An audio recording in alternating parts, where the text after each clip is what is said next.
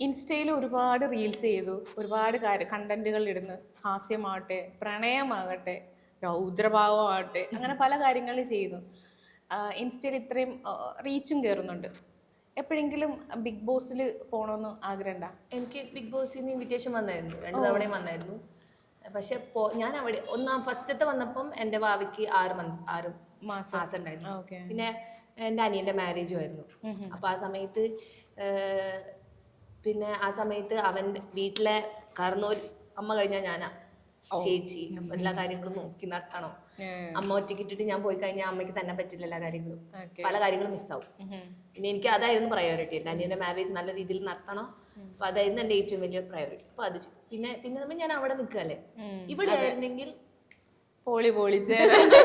ഇവിടെ ആയിരുന്നെങ്കിൽ അത് പറയാൻ പറ്റത്തില്ല ആ സിറ്റുവേഷൻ. ഇനി ബിഗ് ബോസ് കാണാറുണ്ടോ? പിന്നെ എല്ലാ എപ്പിസോഡും കുത്തിരുന്ന് കാണുന്നു. ഞാനിങ്ങനെ പറയും അല്ല അങ്ങനെയല്ല, നമ്മുടെ അഭിപ്രായം പറയില്ലേ ആ സിറ്റുവേഷനിൽ, നമ്മുടെ എന്താണ് അഭിപ്രായം എന്നുള്ളത് പറയത്തില്ലേ. എന്നിട്ട് എന്റെ വീട്ടിലോ നീ ഇവിടെ ബിഗ് ബോസ് കളിക്കാന്ന് പറയും. ഞാൻ അവിടെ പറയുമ്പോ നിങ്ങളുടെ നിലപാടുകളൊക്കെ നിങ്ങൾ മര്യാദയ്ക്ക് ഇവിടെ വ്യക്തമാക്കണമെന്ന് പറയും. അപ്പൊ നീ എന്നിട്ട് വർത്താനൊക്കെ ഇത് നീ പറയണത്, നിങ്ങൾ നിങ്ങളുടെ നിലപാടുകൾ ആദ്യം വ്യക്തമാക്ക്. അത് കഴിഞ്ഞിട്ട് ഞാൻ പറയാം, അതായത് ഒരു ബിഗ് ബോസ് തുടങ്ങി കഴിഞ്ഞാൽ ഇതാണ് വീട്ടിലെ അവസ്ഥ. ഇവിടെ ഒരു പ്രഹസനങ്ങളും നടക്കത്തില്ല. എല്ലാം പോയിന്റ് ഇങ്ങനെയൊക്കെ പറയുന്നത്. നീ എന്ത് നോക്കി ഇത് കഴിക്കുക, ഇടയ്ക്ക് ഇങ്ങനെയൊക്കെ കാണിച്ചോണ്ട് എടുക്കാം വീട്ടില്. ഇപ്പൊ എന്തെങ്കിലും സംസാരിച്ചോണ്ടിരിക്കുന്ന സമയത്ത് നിലപാട് വ്യക്തമാക്കണം മിസ്റ്റർ അശോക്, അങ്ങനെയൊക്കെ പറയും. ബിഗ് ബോസില് ഈ പറയുന്ന പോലെ ഒരു ഇൻവിറ്റേഷൻ വന്നു കഴിഞ്ഞാൽ, ഇപ്പൊ ഈ ഒരു കാലയളവിൽ എന്തെങ്കിലുമൊക്കെ അങ്ങനെ കിട്ടിക്കഴിഞ്ഞാൽ ആ സ്പോട്ടില് കാനഡയിലെ ജോലി കളഞ്ഞിട്ട് വേണമെങ്കിലും പോകാം. ഇല്ല, ഞാൻ ഇപ്പൊ ജോലി കളയാത്ത രീതിയിലാണ് ഞാൻ വന്നേക്കുന്നത്. അങ്ങനെ ജോലി കളഞ്ഞ ഒരിക്കലും ഒന്നും ചെയ്യത്തില്ല. ജോലി എൻ്റെ ഫസ്റ്റ് പ്രയോറിറ്റി. കാരണം നമ്മളെ പോലെയുള്ള ഒരു മിഡിൽ ക്ലാസ് ഫാമിലിക്ക് എപ്പോഴും ഒരു ജോലി മസ്റ്റാണ്. നമ്മളെ ഡിപ്പെൻഡ് ചെയ്ത് എൻ്റെ ഫാമിലി ഉണ്ട്, എൻ്റെ ചേട്ടൻ്റെ ഫാമിലി ഉണ്ട്, പിന്നെ എനിക്കൊരു കുടുംബമുണ്ട്. അപ്പം ജോലി കളഞ്ഞ് ഇപ്പം ഞാൻ ഒന്ന് ബിഗ് ബോസിൽ കയറി, എനിക്ക് കുറച്ച് കാശ് കിട്ടി, ചിലപ്പോൾ ഒരു സിനിമയ്ക്ക് കയറി കുറച്ച് കാശ് കിട്ടി, ഇത് കഴിഞ്ഞ് ഞാൻ എന്ത് ചെയ്യും? പിന്നെ ഒന്നും കിട്ടിയില്ലെങ്കിൽ എനിക്ക് ജോലി വേണ്ടേ, എൻ്റെ മക്കളെ നോക്കണം നല്ല തൊട്ട്. അപ്പം ഇതിനോടൊപ്പം എനിക്ക് എന്തെങ്കിലുമൊക്കെ കിട്ടുവാണെങ്കിൽ ഞാൻ മൂവ് ഫോർവേഡ് ചെയ്യും. ഇപ്പം ഞാൻ എടുത്ത് വന്നതെന്ന് വെച്ച് കഴിഞ്ഞാൽ, ഞാൻ ഇപ്പം ഇത്രയും ബ്രേക്ക് എടുത്ത് വന്നതെന്ന് വെച്ച് കഴിഞ്ഞാൽ, എനിക്ക് തോന്നരുത് ഒരിക്കലും ഞാനിത് യൂസ് ചെയ്തില്ല എന്നൊരു തോന്നരുത് വരരുത്. ഒരു റിഗ്രറ്റ് നമുക്ക് ഉണ്ടാവരുത്.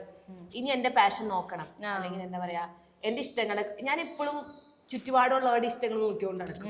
അവർക്ക് എന്താ ചെയ്തു കൊടുക്കണ്ടേ, ഇവർക്ക് എന്താ ചെയ്തു കൊടുക്കണ്ടേ, അങ്ങനെ ചെയ്തു കൊടുക്കും.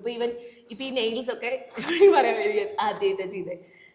ഈ നെയിൽസ് ഒക്കെ ചെയ്യുന്നില്ലേ, എനിക്ക് ഭയങ്കര ഇത് ഞാൻ ആദ്യമായിട്ട് ചെയ്തതാ.